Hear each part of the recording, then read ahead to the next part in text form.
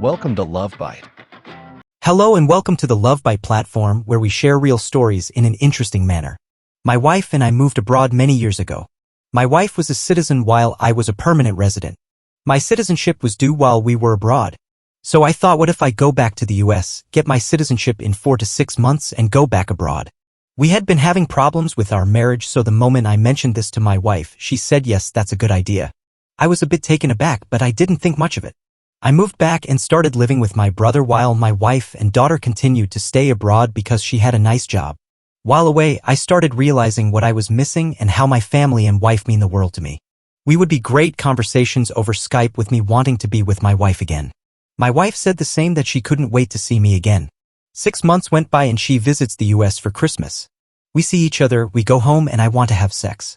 She tells me she's very tired from the flight, which understood even though I didn't like the way she wasn't as excited as I was. Another day goes by and she's not really into it. 3 or 4 days later I ask her if everything was okay. She gets annoyed that I don't understand how she's really tired traveling for 13 hours with a 2-year-old. I was very disappointed that the woman who couldn't wait to see me was just not as happy as I thought she'd be. She goes back and my citizenship paperwork was delayed and I had to wait longer for my passport to arrive. All along we were just chatting online. After 6 months she comes back to visit and the same thing happens.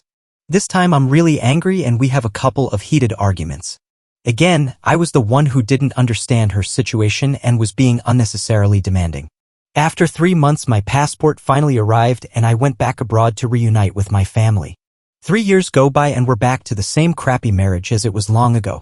I kept asking her what she wanted and it was always some or the other excuse about why she's not into things. One night I was out at a bar celebrating my friend's birthday. Couple of guys in our group got into a bar fight and while trying to get my friends out of the melee, I cut my hand over a broken glass. I was bleeding profusely and the jacket I was wearing got my blood all over it. I get back home and tell my wife the story. She's great at getting stains off clothes, so she immediately starts cleaning the blood off my jacket. In her haste, she didn't realize that my cell phone was in the side pocket. Now my phone is fried. We try to get it dried up, but it wouldn't turn on. So I remove the SIM and go through our drawer, which was full of old phones. I find my wife's old iPhone. I charge it and start using the phone with my SIM.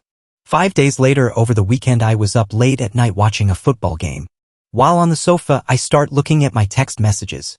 Since I had just started using the phone, my SMS were only 4 days old, but then there were a ton of other messages. A lot of it was spam that my wife had received. But I just kept scrolling. I don't know why, but I always had this at the back of my mind, and now I was just wondering if I will find something. She had changed the phone a few months after I had moved to the US, so the dates went back immediately to 5 years ago. There was an offer from Domino's Pizza. Or payment notification. Suddenly there was this number which had an odd country code. So I opened it. And there it was. Explicit messages in a conversation describing what he wanted to do and what she wanted to do. For a moment I thought, this can't be my wife because she's not that kind of person. But then it was her phone. So I kept reading. There was at least 4 months worth messages. So what happened was, after I left, my wife started taking care of herself. The signs were there, but I didn't see them. After started losing weight, dressing up nice, her hair was well done, and all her friends were single. I would hear that she was out with friends. I didn't think much of it because I'm a trusting person. So 1 month after I left, she went out and met this guy who was visiting our city. They met at a bar and apparently had a hot steamy makeout session on the dance floor. According to my wife, nothing happened because after the bar they had coffee and she went home. Then they had this 3-month-long online affair where she was having hot Skype sessions with this guy, apparently undressing on camera for him.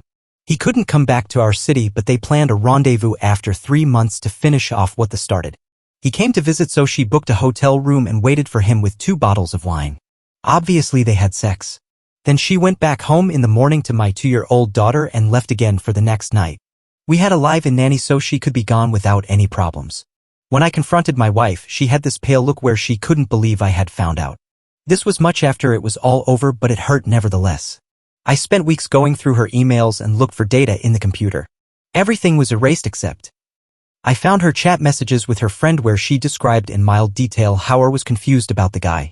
The time he came to see her suddenly and while they were at the bar under our building suddenly kissed her. When I asked her to explain, her version of the story didn't match the messages. She claimed he wanted to be with her, but she said no. However, in her messages she had literally mentioned that it's up to him and she'll understand if he didn't want to carry on any further because she was a married woman. I wanted to forgive her, but I don't think I ever did. Not because she had the mini affair, but because she never explained to me emotionally where agree was at. She never made me feel comfortable because she isn't very good with words. We tried to fix our marriage, but I think the damage was done. After this, I wanted her to give me more attention instead of how she was ignoring me for so many years. She just couldn't handle being a mother, wife, and a business owner. After 12 years, we're getting divorced. It still hurts at times, but it has given me fresh perspective on life. I'm determined to not make the same mistakes ever again. Thank you for watching my video. If you enjoyed it, please consider liking, commenting, and subscribing for more content.